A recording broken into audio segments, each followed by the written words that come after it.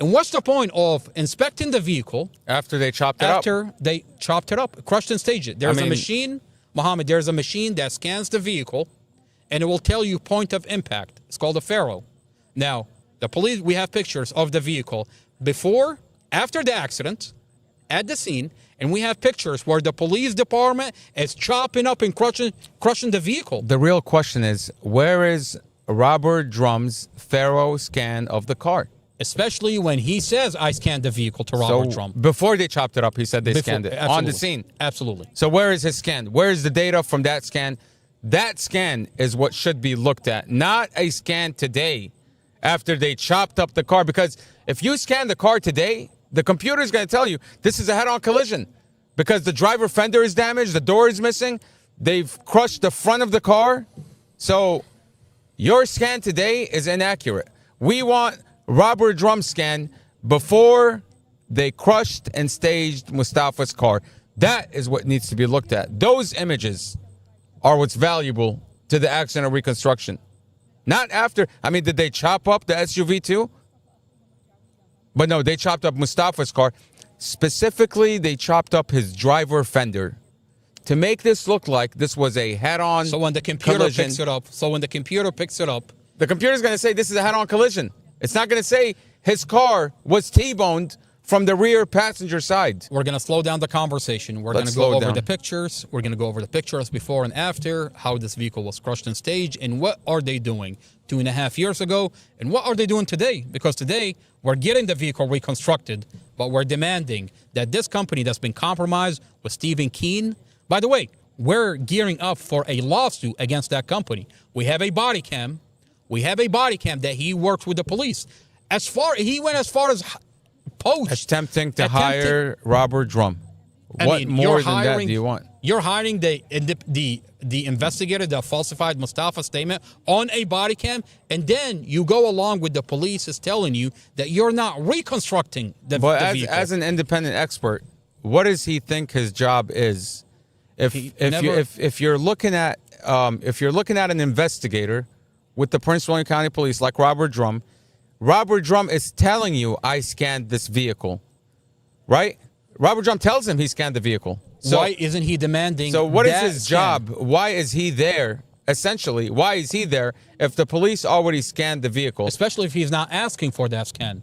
Especially if he's not asking, why is this vehicle crushed and like staged? Well, how would he know the car is crushed?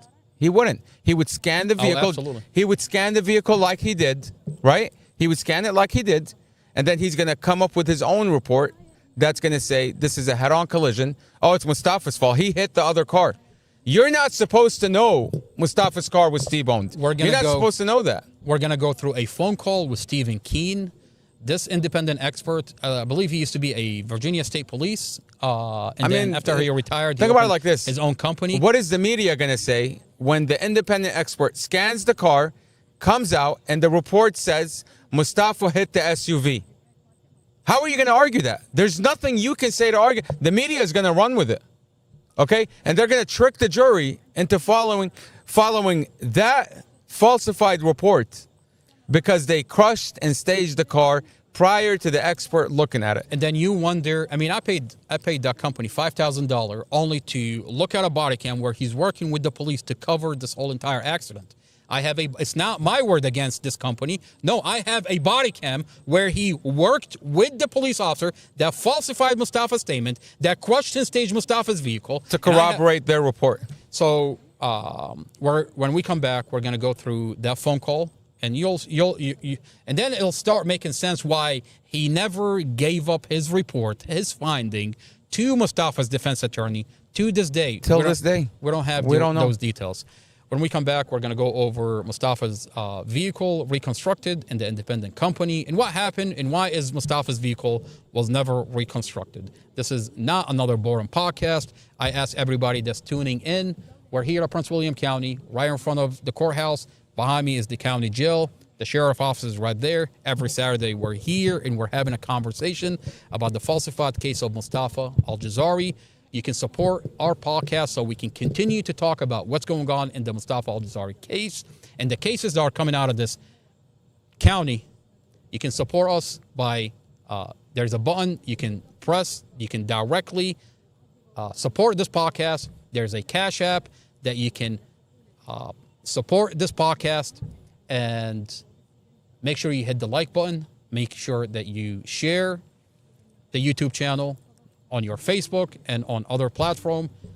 To help the algorithm. To help the algorithm. We want to break out of this shell. We're being heavily shadow banned by social media. We're being heavily, the media is not telling this community. You're going up against a corrupt government. Absolutely. That's falsifying, covering up. Of course you're going to be shadow banned. The media is not telling this community what is coming out from behind closed doors. And if they can do that to the Mustafa Al-Jazaary case, if they can do that to the other cases that we're talking about on this platform, they can do that to anybody. And the way out of it is not safe. The way out of it is for people to share this podcast, to like it, subscribe, and get the word out. This is a very terrifying conversation for the police department, the Commonwealth Attorney Amy Ashworth, and the presiding judge, because you cannot dismiss this conversation.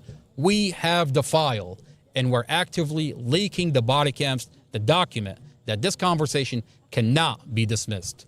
It's not my word against the police department. It's not my word against Chief of Police Peter Newsham. It's not my word against the Commonwealth Attorney Amy Ashworth. It's not my word against the presiding judge. I have their file, and it's being actively leaked out on the internet. We're going to take a short break, and when we come back, we're going to continue to talk about the falsified case of Mustafa Al-Jazaary. This is not another boring podcast. Mustafa through the police body cam. Judge Carol Weimer, you're under the microscope.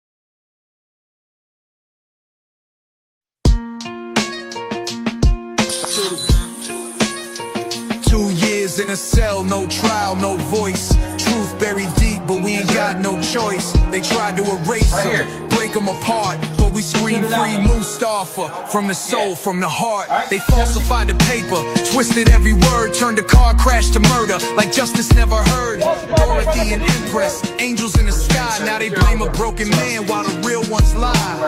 A badge and a pen, that's all it took. Signed his fate with a false report and a dirty look. Wherever the fuck is on the other side, what the fuck that guy doing? Follow him.